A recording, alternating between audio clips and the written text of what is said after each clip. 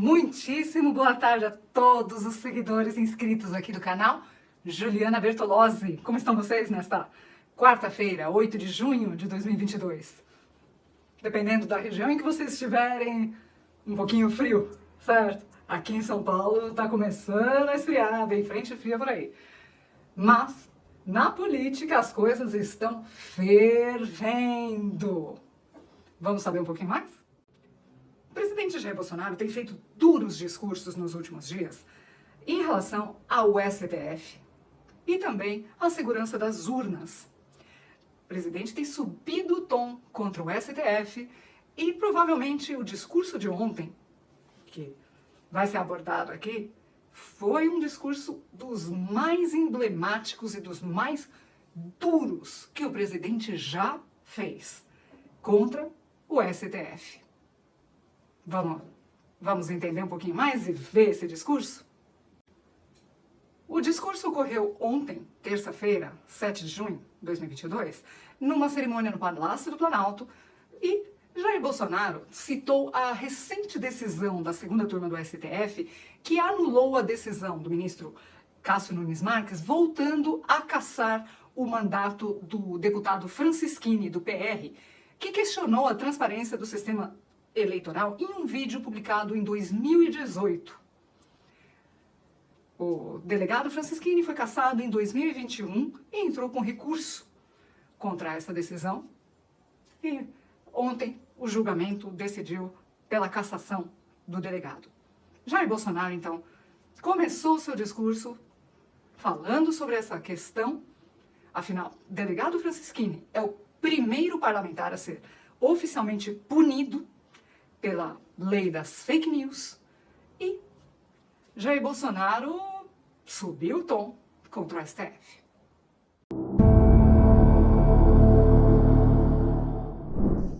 Eu vou falar do tema, mas eu queria perguntar para vocês, o que é indignação? Quando é que você fica indignado? Quando você vê um brutal ato de injustiça. E não interessa contra quem seja esse ato de injustiça, nós temos que nos indignar. Nós temos que demonstrar o nosso sentimento. Nós temos que tentar mostrar que o outro lado está errado. Bem, tem um jurista aqui na frente, nosso ministro Humberto. Nós somos autoridade para agir em flagrante delito. Não é isso mesmo? Nós podemos deter uma pessoa que tenha cometido um delito grave, de forma flagrante. Eu pergunto, eu poderia aqui agora deter alguém por ter espancado um marciano? Poderia? Acredito que não. Não existe nada aqui na lei que fale, se você espancar um marciano, maltratar ou matar, você venha detê-lo. Eu pergunto a vocês, pode alguém ser punido por fake news? Olha, ele está espalhando fake news. E se esse fake news não for fake news, for uma verdade? Pior ainda. Enquanto aqui a gente está num evento voltado para fraternidade, amizade, amor, compaixão, aqui, do outro lado da Praça dos Poderes, uma turma do Supremo Tribunal Federal, por 3-2, mantém a cassação de um deputado acusado em 2018 de espalhar fake news. Cabe uma breve interrupção aqui para fazer um questionamento bem pertinente, na verdade, que não está sendo feito apenas por mim, mas por diversos jornalistas, diversas mídias. Quem define o que são fake news? Quem é que tem o poder para julgar o que é isso? Quem é que tem o poder para decidir o que são fake news e tomar decisões como a cassação do mandato de um deputado que foi eleito por muita gente? Eu não tenho aqui o número de cabeça, devo confessar, mas o delegado Francisquini foi eleito com uma votação expressiva. E ele questionou a transparência do sistema eleitoral, assim como o presidente Bolsonaro tem questionado. E então ele foi enquadrado na lei das fake news por ter feito um questionamento. Ora, desde quando é proibido questionar alguma coisa? E pergunto, quem define o que são fake news ou não? Um questionamento pode ser fake news? A indignação do presidente é também a indignação de muitas pessoas que também têm dúvidas sobre a transparência do sistema de votação. Esse deputado não espalhou fake news, porque o que ele falou na live, eu também falei para todo mundo, que estava havendo fraude nas eleições de 2018. Ia se apertar o número, quando se apertava o número 1, já aparecia o 13 na tela e concluía a votação. Foram dezenas de vídeos, dezenas de pessoas ligaram para mim ao longo de toda a noite, daquela primeira votação, do primeiro turno de 2018. Isso é uma verdade. E esse deputado foi cassado. Primeiro ele foi absolvido por 7-0 no TRE do Paraná. Depois, por 6-1, foi condenado no Tribunal Superior Eleitoral, cujo objetivo era criar jurisprudência para perseguir os outros, que porventura não gostassem do seu comportamento. Deputados que estão aqui, que porventura estejam nos ouvindo, vai chegar a sua hora, se você não se indignar. Não existe tipificação penal para fake news. Cabe aqui também a observação feita pelo presidente Jair Bolsonaro. Não existe, no nosso Código Penal, na Constituição Civil, não existe a tipificação do crime de fake news. Portanto, se não existe a tipificação deste crime, também não deve existir a tipificação de uma punição.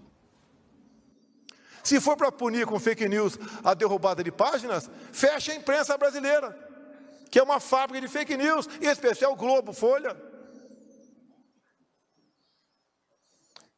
Outro caso hipotético. Vamos supor um caso hipotético, que o João assassinou a esposa Maria. E ele foi condenado. Algum tempo depois, descobriu-se que o João não era casado com a Maria. Eles viviam em união estável. Solte-se o João, volte o processo das origens. Assim foi a absolvição do Lula. Patrocinado por quem? Edson Fachin. Ele que botou o Lula em liberdade. E baseado no quê? No CEP, Código de Endereçamento Postal. Ele não podia ser julgado em Curitiba. Tinha que ser julgado em São Paulo ou Brasília. E anulou-se na época, que já se prescrevia, todas as acusações contra ele. Que Brasil é esse? Para quem ainda não entendeu quais foram as manobras jurídicas que soltaram o condenado, que não é inocente, e que agora participa das eleições como pré-candidato à presidência da República, Jair Bolsonaro acabou de desenhar o que aconteceu. Foi uma manobra jurídica que soltou o senhor Luiz Inácio Lula da Silva. Que fique claro, ele foi solto por uma manobra jurídica. Não foi inocentado, porque não é inocente. Que justiça é essa? Me desculpe os demais magistrados aqui presentes. Onde está o nosso TSE quando convida as Forças Armadas, via portaria, assinado pelo ministro Barroso, a participar de uma comissão de transparência eleitoral? As Forças Armadas descobrem centenas de vulnerabilidades, apresentam 9 sugestões. Não gostaram. Eleição é coisa para forças desarmadas. Convidaram-os para quê? Ora bolas. Para fazer papel do quê? Eu sou o chefe das Forças Armadas. Nós não vamos fazer o papel de idiotas.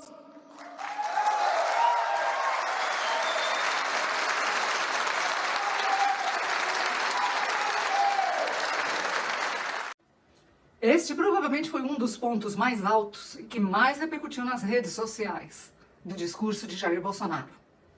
quando ele afirma que é o chefe das Forças Armadas e que nós não vamos fazer o papel de idiotas e que ele tem a obrigação de agir.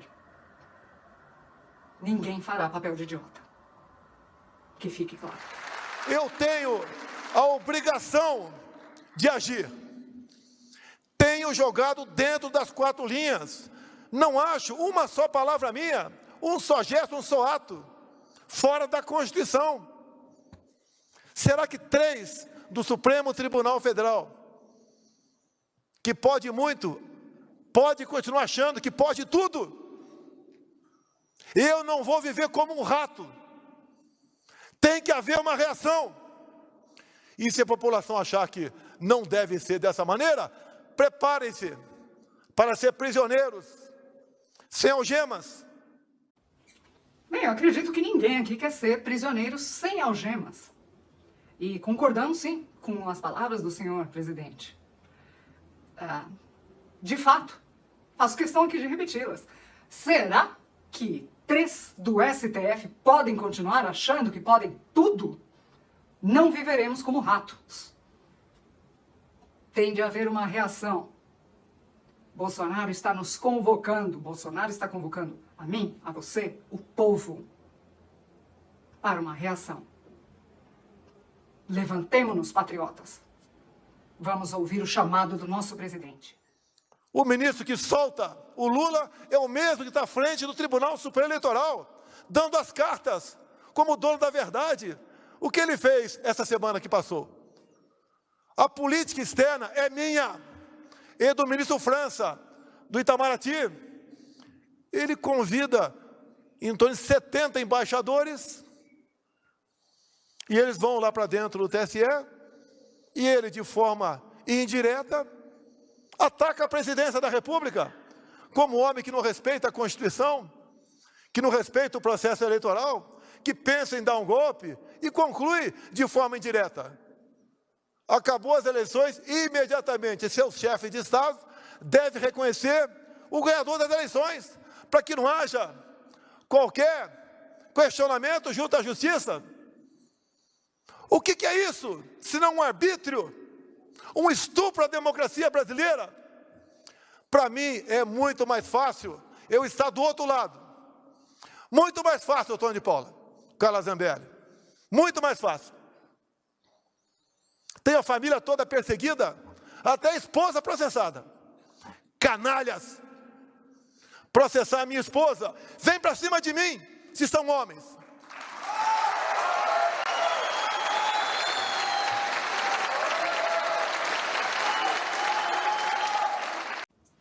O tom do presidente continua subindo. Sabemos que o que há de mais sagrado para um homem é a sua família. E mexeram com a sua família. Com a sua esposa, que está sendo processada. Canalhas. Foi isso que ele disse. E não são. Eu sou suspeito para falar de parentes ao meu lado. A minha esposa, pelo que eu vejo, pelo que eu sei, é uma pessoa discreta, que trabalha pelos menos favorecidos, por pessoas com deficiência, aprendeu Libras, dá exemplo, porque participa ao lado da ministra da Mulher, no Dia das Mães, no horário das 20h30 da noite. Ela é processada. O que querem com isso? Essa questão, julgada agora há pouco por 3-2, o ministro Alexandre de Moraes falou, temos jurisprudência em cima do Francisquini para caçar registros e prender. Ao dizer isso, Alexandre de Moraes está ameaçando qualquer pessoa que ouse questionar a lisura do processo eleitoral, que ouse perguntar ou pedir esclarecimentos sobre o processo eleitoral. Ora, se é assim tão perfeito, tão transparente, qual é o medo? Quem não deve, não teme, senhor ministro. Por que as ameaças? Candidatos que, porventura, duvide do sistema eleitoral. A dúvida, o debate, faz parte da democracia. Onde não há debate, há ditadura. Nós confiamos nas máquinas? Eu confio nas máquinas. Não confio em quem está atrás das máquinas.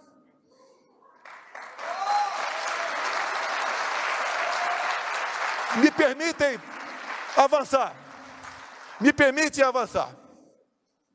A minha segunda live do ano passado, onde eu peguei um inquérito da Polícia Federal, que foi aberto no início de novembro. Por que foi aberto? Porque um hacker fez uma denúncia. E a ministra Rosa Weber, que não sabia de nada, fez com que a Polícia Federal determinou que instaurasse o inquérito. O que eu vou falar aqui está dentro do inquérito, que não tinha qualquer classificação sigilosa até aquele momento. E lá está escrito dentro do inquérito, porque o delegado encarregado do inquérito pediu ao TSE informações. O TSE informou que os hackers ficaram por 8 meses dentro do TSE. Realmente. Se hackers conseguem ficar dentro do sistema do TSE durante 8 meses, devemos confiar tão cegamente assim nas urnas? Com a senha do ministro Banhos. Está escrito isso. E essa imprensa não enxerga isso? Vai falar amanhã que eu estou atacando as urnas eletrônicas? Vocês serão os primeiros a ser perseguidos no futuro. Pode ter certeza disso. Os hackers tiveram 8 meses com a senha do ministro Banhos. Nos primeiros dias, o delegado encarregado do inquérito pediu os logs. 7 meses depois, o TSE informou, está no processo, que os logs foram apagados por uma firma terceirizada que fazia manutenção dos computadores. Os logs são entregues no mesmo dia, no dia seguinte. Sem dúvida alguma. A desconfiança só aumenta à medida que a gente vai ouvindo esse discurso do presidente e a gente também vai se indignando juntamente com ele. Como assim apagaram os logs? Tem algo de podre no reino da Dinamarca, né? É como um backup. Por que 7 meses? Ficaram arrumando o que dentro do TSE? Porque só sobra margem para desconfiança. Será que o Datafolha está perfeitamente alinhado com o que está previsto no resultado do TSE? Nós não podemos ver sobre suspeição. Até num casal. Tem que sentar e conversar. Por que os técnicos do TSE não conversam com os técnicos das Forças Armadas que foram convidados a participar do critério? Queriam a participação das Forças Armadas como a moldura de uma fotografia para dar ar de credibilidade? Esqueceram que eu sou o chefe das Forças Armadas. O que queremos no nosso Brasil? Ganhe quem ganhar as eleições. Eu entregue a faixa. Numas eleições limpas, democráticas e auditáveis.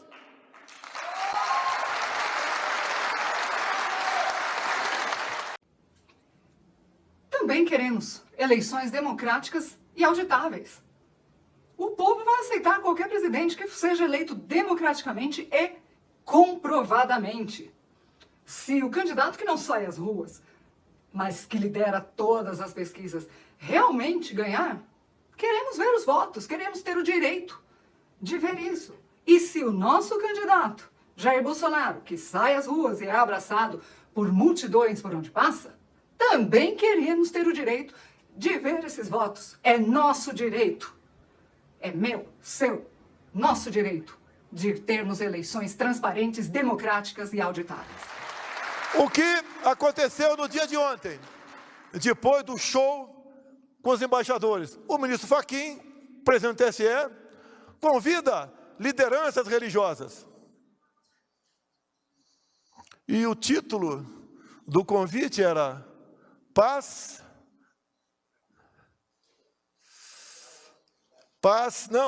tolerância, paz e tolerância. Olha só, o ministro Fachin fala aqui, paz e tolerância. O que o Fachin fez no ano passado? Tentou de todas as formas no TSE criar uma jurisprudência ao tentar caçar uma vereadora evangélica de Lusiânia, Goiás, que pediu voto numa pequena igreja, para meia dúzia de pessoas, vote em mim. Com essa cena, o ministro Edson Fachin tentou criar jurisprudência para caçar registro de cristãos, evangélicos e espíritas sobre abuso do poder religioso. Qual é a coerência desse ministro? Também nos perguntamos aqui, qual é a coerência do ministro Edson Fachin? Não só neste caso que o presidente Jair Bolsonaro acabou de citar, mas em diversos outros. Qual é a coerência do ministro Fachin? Qual é a coerência do ministro Alexandre de Moraes? Qual é a coerência do STF?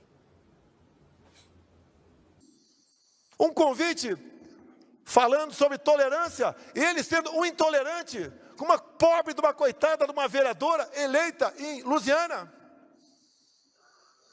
Qual a isenção que tem esse ministro para conduzir as eleições? Qual terá Alexandre de Moraes para 40 dias antes assumir aquele posto? O que podemos pensar, acreditar nessas pessoas? O que eles querem? Querem uma ruptura? Porque atacam a democracia o tempo todo. Aqui não tem ninguém mais homem do que o outro. Mas nós não podemos nos curvar. Eu não sou dono da verdade, nem dono do Brasil. Eu não sou a pessoa mais poderosa. Eu não sou a pessoa perfeita. E assim ninguém o é.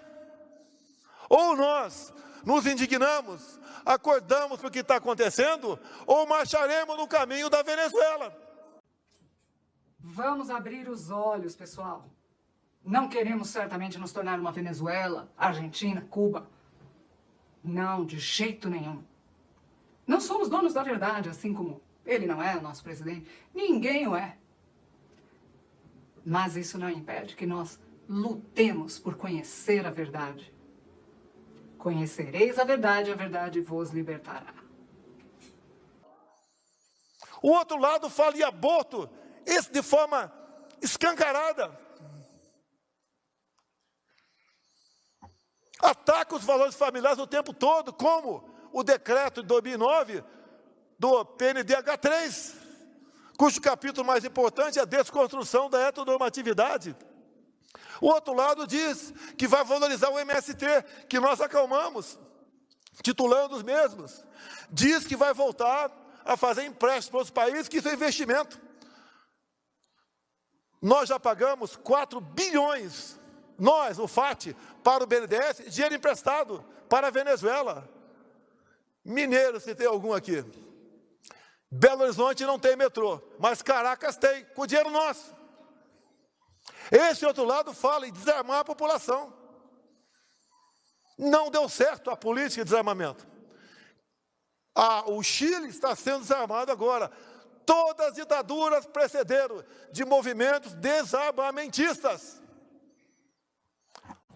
Neste trecho, o presidente se referiu a alguns pontos que fazem parte do programa de governo apresentado pelo PT e os quais eu citei em um vídeo publicado aqui no canal ontem, intitulado Zero Imposto Governador. Link aí em cima para quem quiser conhecer. Povo armado jamais será escravizado.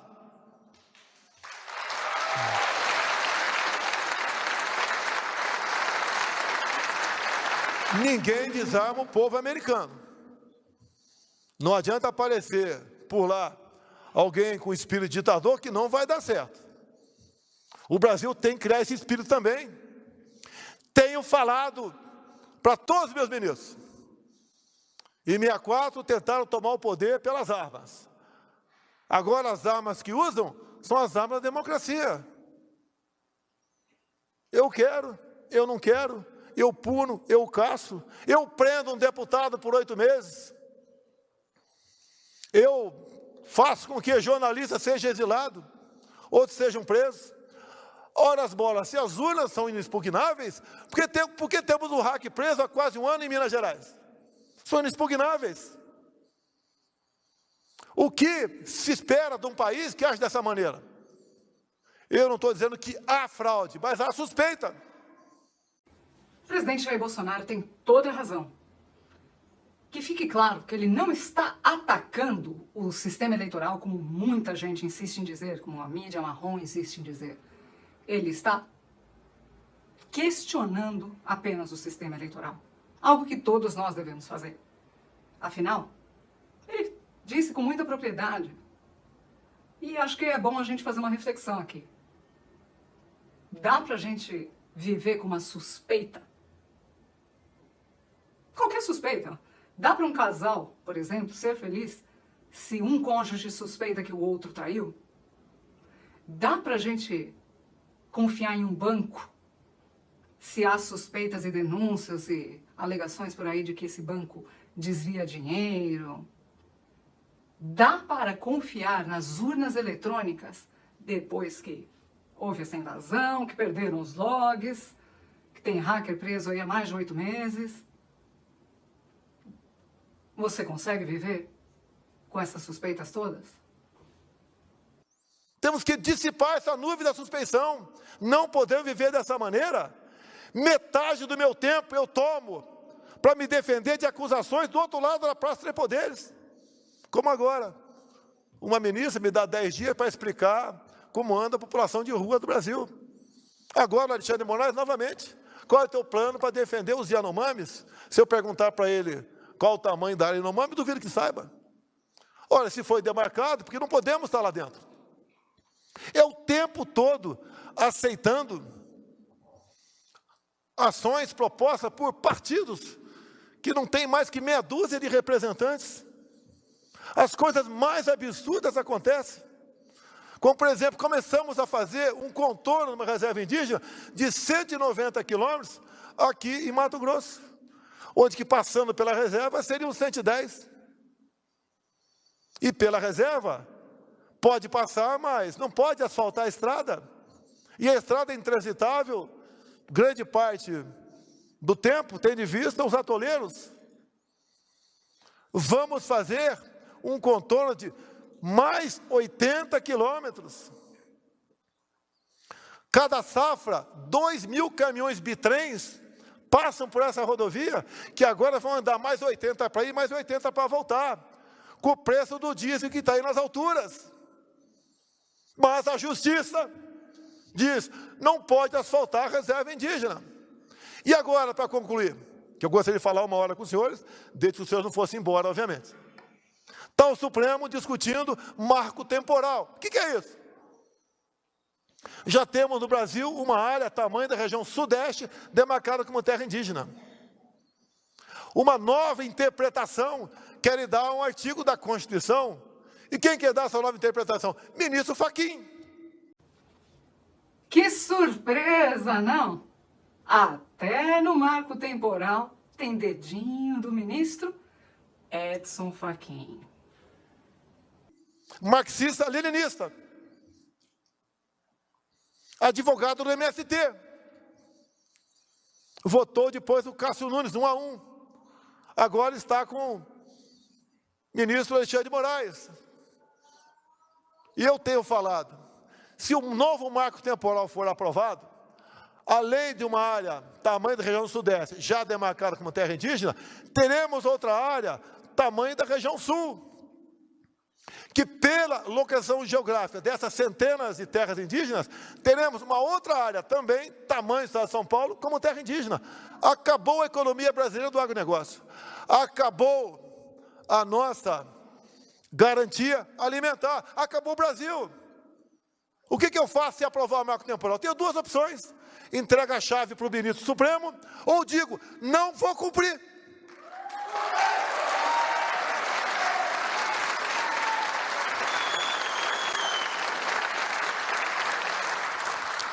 Eu fui do tempo que decisão do Supremo não se discute, se cumpre. Eu fui desse tempo. Não sou mais.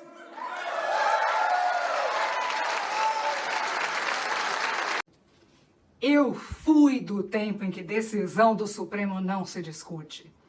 Não sou mais.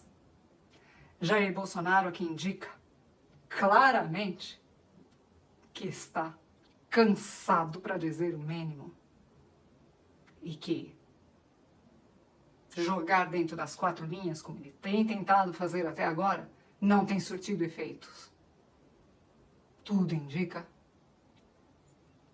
que o presidente não pretende mais jogar dentro das 4 linhas e muito menos ficar ouvindo todas e quaisquer decisões do STF, que está sempre metendo o bedelho em tudo, em absolutamente tudo, marco temporal, demarcação de terra, em absolutamente tudo, jurisprudência, cassação de vereador, cassação disso, cassação daquilo.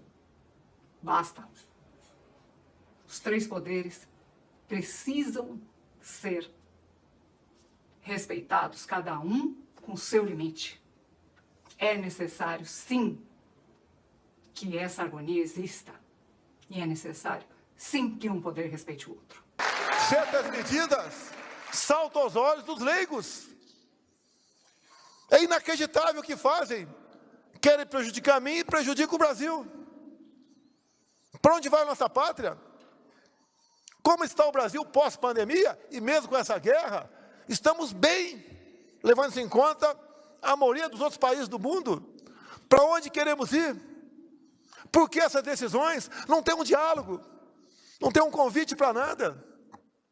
É só pancada, pancada, pancada o tempo todo.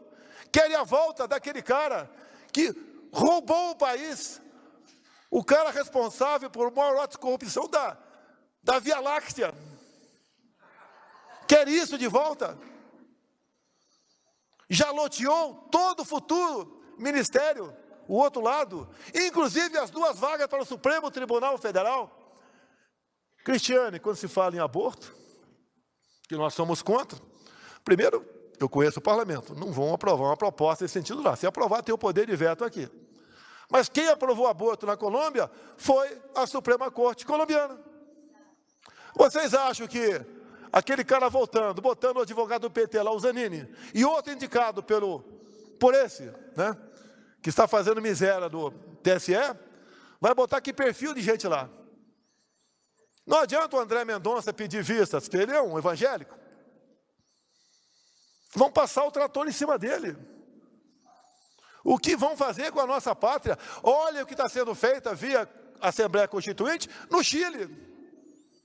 Um país que estava redondinho na economia, que crescia no mínimo 5% próximo disso, todos os anos. Olha para onde foi. E olha que lá o voto é no papel. O outro lado ganhou porque o pessoal, né, resolveu se acomodar. Eu sou isentão, eu sou limpinho, uso talco pom-pom. E não foi votar. Agora estão fazendo um movimento de rua. Fora presidente do Chile. Esse recado serve para quem está pregando o voto nulo. Estão vendo o que aconteceu no Chile? Por causa do voto nulo? Porque muita gente deixou de comparecer às urnas. Olha aí como ficou. Não queremos isso para o Brasil. Temos a obrigação de votar no dia das eleições. Temos a obrigação de fazer isso. Quem não votar não deve ter sequer o direito de ir para as ruas protestar como estão fazendo no Chile. Você ficou em casa, você preferiu ficar em casa e se abster e não votar? Que direito você tem de reclamar? Votem. Voto nulo, não. Voto nulo, nunca. Aí aqui, as andanças minhas pelo Brasil, não é no local onde eu vou, que tem 1.000, 2.000, 5.000, 10.000 pessoas. Que ali pode falar, a gente é simpático a ele. O outro lado não consegue sair às ruas. Não sai de casa. Agora, diz que está com Covid, 10 dias que não vai, mais 10 dias não vai sair de casa mesmo. Que eleições são essas? Eu sou do tempo que eleições ganhava quem tinha voto nas urnas. Agora parece que é quem tem amigo no TSE. E lá tem uma sala cofre, que ninguém entra. A apuração é um ato público. Qualquer um de vocês tem que entender como são feitas as apurações. Não interessa se conheçam ou não de tecnologia. E como é feito? Ninguém sabe. Pode ser que seja feito corretamente? Pode. Mas não podemos ter a suspeição, não podemos terminar umas eleições onde um lado não vai se satisfazer com o resultado. E olha que eu sou o chefe do executivo. O que é normal seria o chefe do executivo estar conspirando para permanecer no poder. Jamais farei isso. Entrego para qualquer um a faixa, mas tem que ganhar no voto. Transparente. Se o candidato que não sai às ruas tem 45%, 70%, 80%, 400.000% de vantagem, Bolsonaro tem razão. Que seja dada transparência a esse candidato. Mesmo que não saia às ruas, mesmo que não faça campanha, pelo motivo que for, a questão aqui não é essa não, é a transparência do sistema. Que seja respeitada. Alguns falam, o Bolsonaro está fazendo isso porque está criando um clima que vai perder. Meu Deus do céu, se o Lula tem 45%, vamos dar transparência para ele ganhar no primeiro turno. Isso não é um desabafo, é um alerta à nação brasileira. Podia ter ficado quieto, como quase todos os meus ministros me aconselham. Fique quieto, fique na tua, calma. Olha, o que aconteceu agora, 3-2, o que nós estamos vendo no dia a dia, é para ficar calmo? Vamos esperar acabar o jogo para pedir o VAR? Aqui tem gente que vai votar na esquerda, tenho certeza disso. É um direito teu, parabéns. Mas quem tem que ganhar a eleição é quem tem mais voto. E outra, se houver, se por acaso houver, vai haver só para presidente? Ou não vai haver para outros cargos?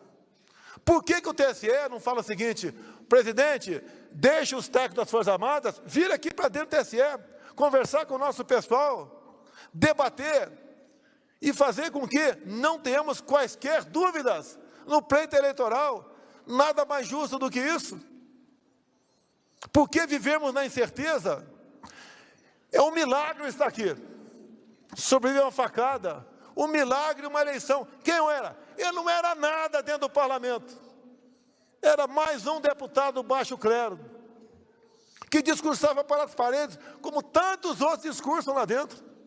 Resolvi vir candidato, porque, me desculpe, deputados, eu cansei do parlamento. Eu quero cuidar da minha vida. E falava durante a campanha, eu tenho duas alternativas, praia ou Planalto. Me dei mal, vim para o Planalto. Ainda bem que o homem que discursava sozinho, cuja imagem, pois eu vou colocar aqui, sempre nos comove muito, resolveu ir para o Planalto. Não sou mais homem que nenhum dos homens que estão aqui. Somos iguais. Quando tiver o ponto final para cada um de nós, o nosso destino é o mesmo. Se ninguém enterrar, o urubu vai comer. Nada temeis, nem mesmo a morte, a não ser a morte eterna. Parabéns a todos da Secretaria pelo brilhante trabalho que fazem. Não queremos que pessoas que estão vivas na memória de nós voltem a ocupar lugar que já ocupou a Damares, que ocupa atualmente a Cristiane. Muito obrigado a todos vocês.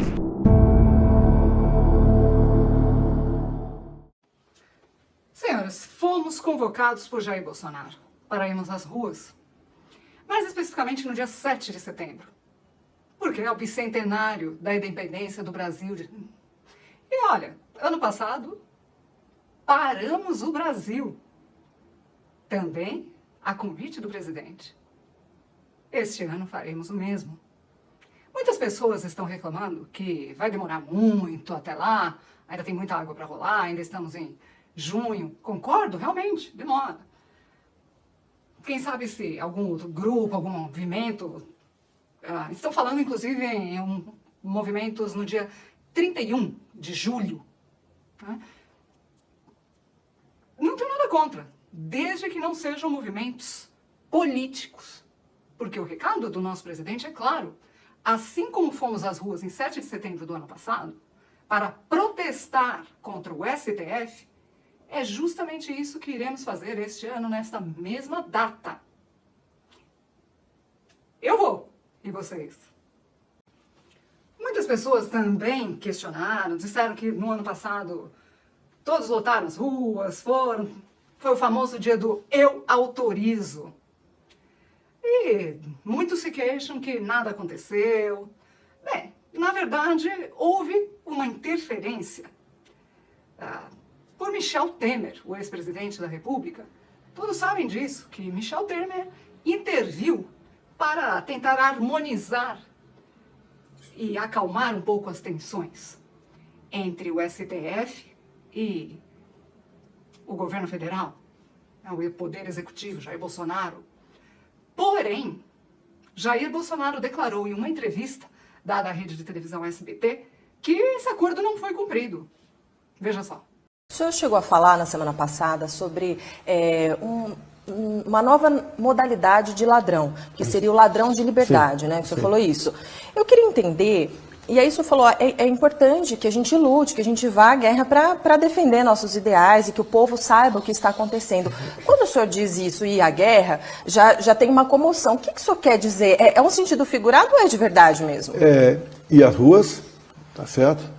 Mas também agora não apenas ir às ruas, saber o que eu pretendo fazer em ato contínuo. Agora, o senhor no ano passado teve essa também, né, houve essa mobilização do 7 de setembro, o senhor participou, né, discursou, depois o senhor até disse, acho que eu me excedi, e fez um gesto, fez uma carta. Então eu vou te falar uma coisa aqui, não foi para ninguém, primeiro para você.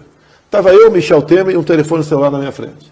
Ligamos para o Alexandre de Moraes, conversamos por 3 vezes com ele. E combinamos certas coisas para assinar aquela carta. Ele não cumpriu nenhum dos itens que combinei com ele.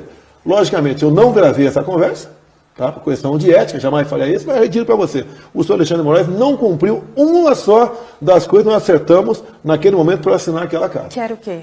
Não vou te falar isso aqui. Tá? A carta está pública, nós combinamos ali, são outras questões, para exatamente diminuir a pressão sobre essa perseguição que ele faz até hoje em cima de pessoas que me apoiam. Assim sendo, pessoal, o cenário mudou.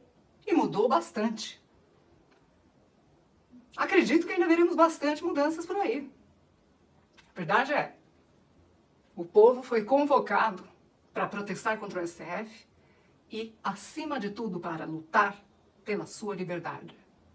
Capitão Jair Bolsonaro, nós o ouvimos e responderemos ao seu chamado. Como diz no nosso belíssimo hino, verás que um filho teu não foge à luta.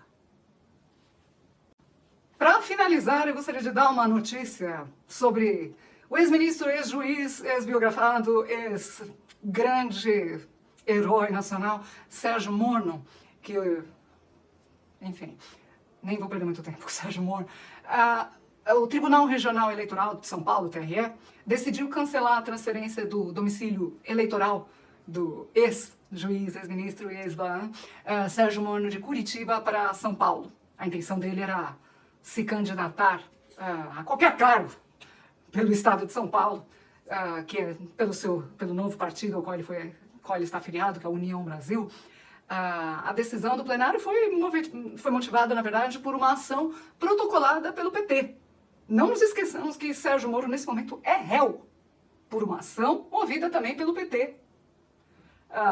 Então, houve vários erros também. Moro indicou que reside em um hotel, não comprovou um vínculo residencial, familiar ou profissional com o estado de São Paulo, que são requisitos exigidos para a fixação do domicílio eleitoral.